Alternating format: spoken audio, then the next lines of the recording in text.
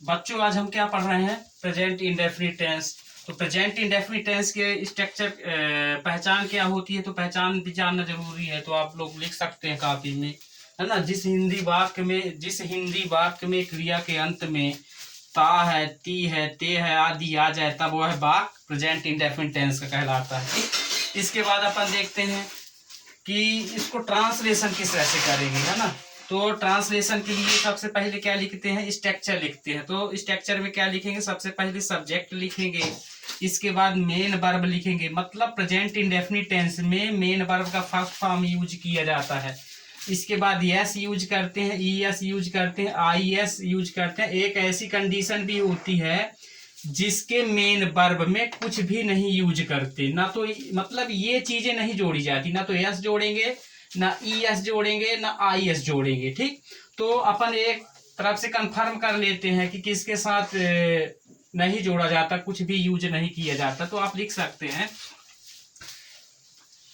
यदि यदि सब्जेक्ट क्या हो, यदि सब्जेक्ट आई यू भी दे एंड प्लूरल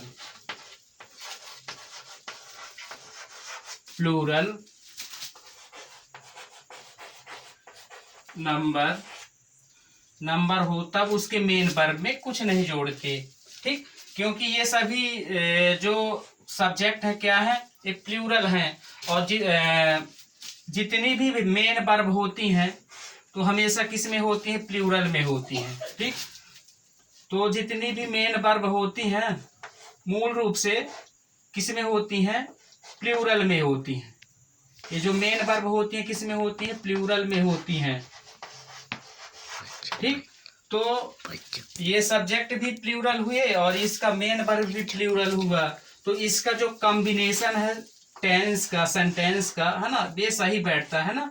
इसलिए क्या करते हैं, ये सब चीजें यूज नहीं करती। किसके साथ यूज नहीं करेंगे? सब्जेक्ट आई हो, यू हो, भी हो, दे हो एंड प्लूरल हो, तब उसके मेन वर्ब में ये सब चीजें नहीं जोड़ते। अगर हम यदि जोड़ देंगे तो ये क्या हो जाएगा? ये सिंगुलर हो जाएगा, है ना। ये जो मेन वर्ब हो जाएगी सिंगुलर हो जाएगी और ये सब्जेक्ट प्लूरल है, तो इसका जो कॉम्बिनेशन होगा सही नहीं बैठेगा, है ना। तो सेंटेंस भी गलत हो जाएगा। इसलिए क्या करते हैं कि इसके मेन वर्ब में, है ना, कुछ नहीं जोड़ते। क्योंकि मेन वर्ब मैंने बता चुका हूं कि मेन वर्ब जो होती हैं हमेशा क्या होती हैं? पहले से ही मूल रूप से प्लूरल होती हैं। अब हम आप लोगों को एग्जाम्पल दिखाएंगे, है ना। एग्जाम्पल किस ऐसे, जैसे जैसे मान लीजिए मैं आम खाता हूँ, मैं आम खाता हूँ, खाता हूँ। ठीक, तो इसको ट्रांसलेशन कैसे करेंगे? तो सबसे पहले अपन हिंदी में थोड़ी बेसिक चीज जान लेते हैं कि हिंदी में मैं को क्या बोलेंगे, आम को क्या बोलेंगे, खाता को क्या बोलेंगे। तो ये मैं जो होता है ना बेटा, ये क्या होता है? ये सब्जेक्ट कहलाता है। ठीक, सब्जेक्ट मतलब होता है कर्ता, मतलब काम करने वाला। ठीक, तो क्या खाने वाला कौन है? मैं है। तो मैं को क्या बोलेंगे? सब अंग्रेजी में सब्जेक्ट बोलते हैं और हिंदी में कर्ता बोलेंगे। ठीक, इसके बाद जो आम होता है ना, आम को क्या बोलेंगे? ऑब्जेक्ट। तो ऑब्जेक्ट को हिंदी में क्या बोलते हैं? कर्म।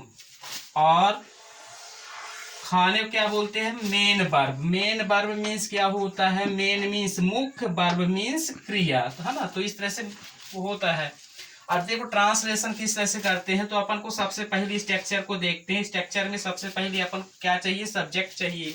तो सब्जेक्ट आई है, तो सबसे पहले सब्जेक्ट चाहिए ना, तो सबसे पहले सब्जेक्ट लिख दिए हैं। मैं को अंग्रेजी में आई बोलते हैं। ठीक, इसके बाद अपन को चाहिए मेन वर्ब। तो खाता जो है, खाता है ना, तो इसको क्या बोलते हैं? इट। इट मीन्स खाना होता है, खाने को खाना, इट बोलते हैं। ठीक, तो इट, है ना, ये भी प्लूरल, मतलब आई को प्लूरल की कैटेगरी में रखा जाता है। ठीक, और ये भी क्या हुआ? इट। मेन वर्ब जो होती है मूल रूप से प्लूरल होती है ना। तो अब ये भी प्लूरल, ये भी प्लूरल कैटेगरी के अंतर्गत रखा जाता है। इसके बाद अपन को क्या चाहिए? अब इसमें कुछ यूज नहीं करें क्योंकि ये आई है, ठीक। इसके बाद अपन को क्या चाहिए, ऑब्जेक्ट। ऑब्जेक्ट क्या है जी, आम, मैंगोज, मैंगो लिख दिए, ठीक। इस तरह से क्या करते हैं, ट्रांसलेशन करते हैं। आप लोग दूसरा एग्जाम्पल भी देख सकते हैं, मैं आपको दूसरा एग्जाम्पल भी बताता हूं। जैसे वे फूल तोड़ते हैं, वे फूल तोड़ते हैं। तो अपन को सबसे पहले क्या चाहिए, सब्जेक्ट। सब्जेक्ट है ना, वे है, तो वे की अंग्रेजी क्या होती है, दे। अपन को इसी स्ट्रक्चर के अनुसार करना है ना। तो ये क्या हुआ, ये तो सब्जेक्ट हुआ, ठीक। ये क्या हुआ, ये ऑब्जेक्ट हुआ। ये क्या हुआ, तोड़ना, मेन वर्ब हुआ। तो अपन सबसे पहले सब्जेक्ट चाहिए, तो सब्जेक्ट दे लिख दिए। इसके बाद अपन को क्या चाहिए, मेन वर्ब। तो मेन वर्ब क्या हुआ, मेन वर्ब हुआ तोड़ना, ठीक। तो प्लक मीन्स क्या होता है, तोड़ना, ठीक। ये प्लग कर दिए। इसके बाद अपन को क्या चाहिए, अपन को ऑब्जेक्ट चाहिए। तो ऑब्जेक्ट क्या है, ये है फूल,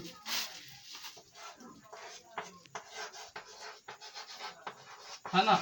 फ्लावर का लिख दिए। तो इस तरह से अपन क्या करते हैं, बेसिक तरीके से क्या करते हैं, ट्रांसलेशन करते हैं, ठीक। तो आज के लिए इतना ही।